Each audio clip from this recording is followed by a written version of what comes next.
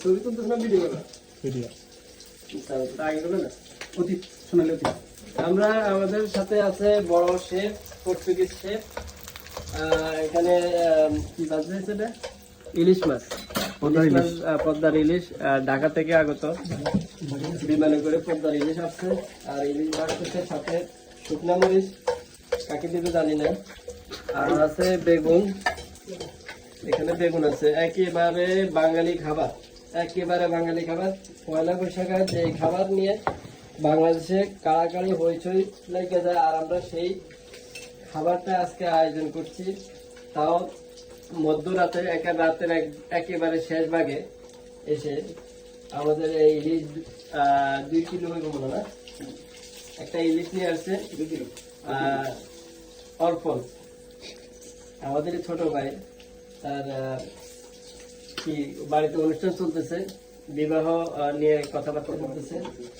আর তারই ধারাবাহিকতা, তারই কি অনুষ্ঠানের উপলক্ষে এই আয়োজন, আমাদেরকে ছোটখাটো আয়োজন হলো, ভালোটা আয়োজন করছে। বাঙালি খাবার অনেকদিন আমরা খাই না।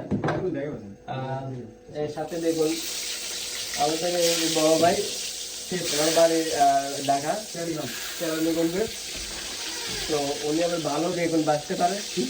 মাঝে মধ্যে বেগুন বাজে আমাদেরকে খাওয়ায়। বেগুন দিতেও পারে ভালো। বলি না, এই তো রতন। রতন চিনে।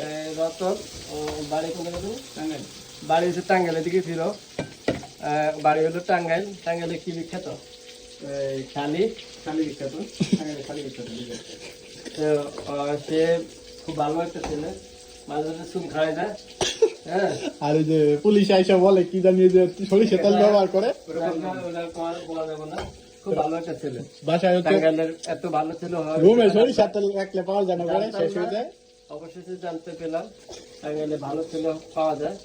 যাক, আমরা কিছুক্ষণ পরে কি খাবো। হয় ইলিশের মাঝখানে রেখে দে,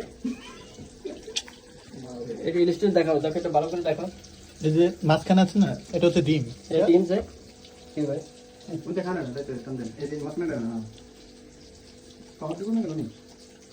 ভাই পোড়া দিয়ে না, শুনতে তিতা দিতে লাগে। এটা তো তিতা লাগার জিনিস, তিতা লাগবে।